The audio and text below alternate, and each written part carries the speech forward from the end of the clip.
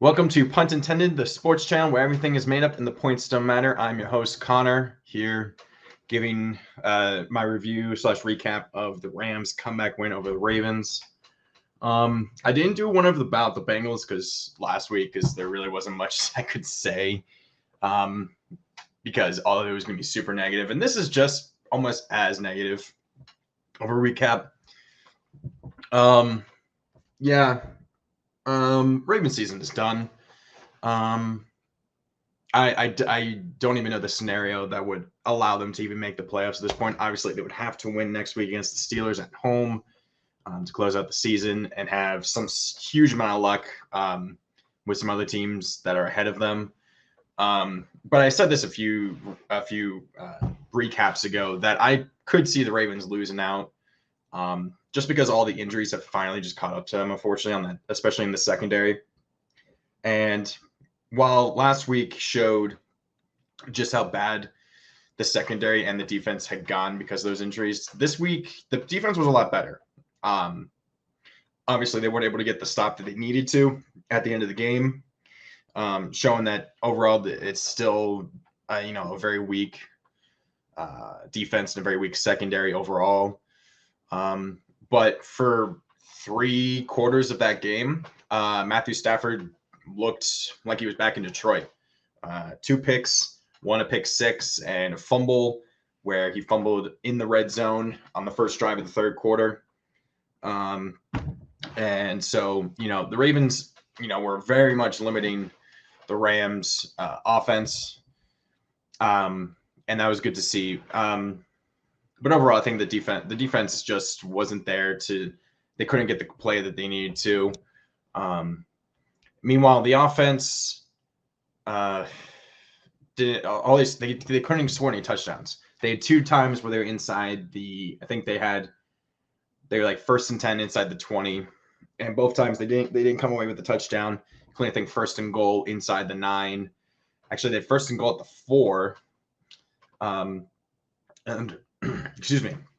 And they took a delay of game penalty. They made 3rd and 9, and then Hundley gets sacked. That was after the Rams had gotten the game to within 2 points when they scored a touchdown. So that delay of game penalty really cost the Ravens. If they had gotten a touchdown there, I think the game probably would have been over. So Hundley, he's been fine. After how he played against the Packers, everyone was like, I know some people were saying that, he's better than Lamar and stuff. And I wasn't buying it, but I said he was probably the better option at the time because Lamar was still, I'd rather take a healthy Hundley than an injured Lamar because I don't want Lamar to get even more injured and, wreck his career. But, eventually they're going to have to try. Hundley, if he wants to be successful, he's got to start making and completing passes down the field. That's just something I've been noticing a lot. He hasn't been very good at connecting with Marquise Hollywood Brown. He's miscommunicated with him quite a few times, including today where Hundley threw a costly pick. Brown kept running and wasn't even looking for the ball, and Hundley threw it way, way underthrown and to the outside of the numbers, and Brown just kept going straight, didn't turn his head at all, and it was a pick that the Rams were able to turn into a touchdown right before the half. That was a turning point. I feel like if that hadn't happened, the Ravens just went into, the half up 13 or 16-0. I think that would have been pretty good with how they were holding the Rams offense for the most part. But yeah, Hundley, the strength for him thus far is it seems to be a lot of short passes, short to some medium passes, but he can't really complete a long pass to save his life right now. I've been saying it that he has made quite a few overthrows to Hollywood Brown. And so it's just tough. It sucks seeing the Ravens have a season where they were doing so good, 8-3, despite all the injuries, just collapse, unfortunately. But I think it is just the injuries that have kind of caught up with them, especially to the secondary, like I mentioned, to the defense. And so now they'll be staying at home in January, looking towards the draft and to free agency, seeing who they can possibly sign. And who they can draft. It'll be interesting to see what they do to address offensive line. I feel like that's going to be a priority. Defensive line, that'll be another priority because I feel like Brendan Williams and Calais Campbell are getting up there in age, and they're going to take they're taking up a lot of cap space between just the two of them. So I wouldn't be surprised if both of them are released because that'll free up a good amount of cap space, I think, between them. Right now, I think the Ravens are just under $30 million in cap space for this upcoming season for 2022. So if they can cut those guys, and and a few other people as well, I think that'd be good. It's surprising though how if anything, their offense other than the offensive line is fine. They don't need to touch.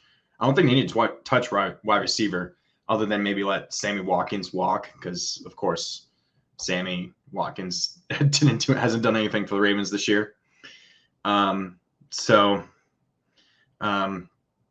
Yeah, but I think a group of Duvernay, Brown, Bateman, Prochet, and Mark Andrews. I think that's a really solid receiving group, honestly, and it's kind of surprising to say that.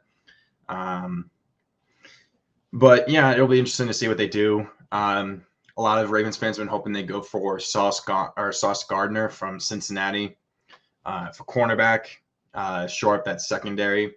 I wouldn't mind it. I think they definitely need to address secondary because I feel like there's going to be a team. I'm not sure if the Ravens will pay him, but I feel like there will be a team that will pay Anthony Averett pretty good money this season because despite all the yards he gave up, he has done really well before he got injured. And obviously, like the 3 picks that he's had this season. So that'll be a loss potentially. But yeah, the season is over probably. However unlikely it is that they get in the wild card, even if they make it, they're probably one and done, unfortunately. And I think, next week, if Lamar can't play, just don't play him and just put Hundley back out there and just let Lamar, rest because he was pretty much carrying the team on his back. And I mean, you can make the joke that, he got injured from literally the huge amount of weight that he was carrying on his shoulders trying to carry the Ravens this year. But it's true. He carried the team for quite a lot. And, it's been difficult to see the team struggle in a way that I haven't seen them struggle really since 2015 when they were, I think, 5-11. But this is just as bad, 5 straight losses, being the 1 seed at one point, and now they're completely out of the playoff picture.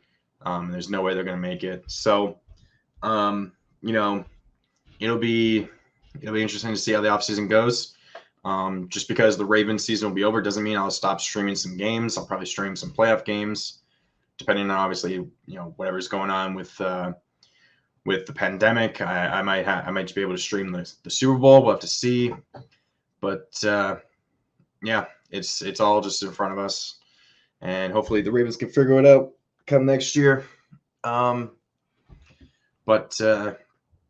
yeah, I mean, there's not much else I can say. Thanks to everyone who's watched my streams, who's watched my videos. I know I haven't been posting much. I really should be posting more. Need to really, manage my time better and put out some videos for you guys. Try and build up my subscriber count and stuff like that. But I do have a few ideas in the tank. I mentioned a few on stream. It's really just, finding a way to figuring out a way to get the footage that I think I need to do some of it. And obviously just doing the editing of the sound and so on and so forth. But, we'll just have to, hopefully I can just figure it out and put out a good video. Because I think I have some good ideas coming down the line. Obviously it's just, it's all just practice for me. But, yeah, so it's Steelers week, end of the season. And a special treat for you guys. The legendary shitposter urinating tree. We're doing a preview of that game with me right on this channel. So you guys can look forward to seeing that. That'll come out sometime this week. I think I'm going to be meeting up with him Wednesday. So I'll probably come out Wednesday afternoon to evening. And, that'll be fantastic just to get to know him. And, hopefully I can get some advice from, what to do and so on and so forth and make this channel grow into what I think it can be. But yeah, so thanks everyone for stopping by, and I look forward to seeing you in the next video. Bye.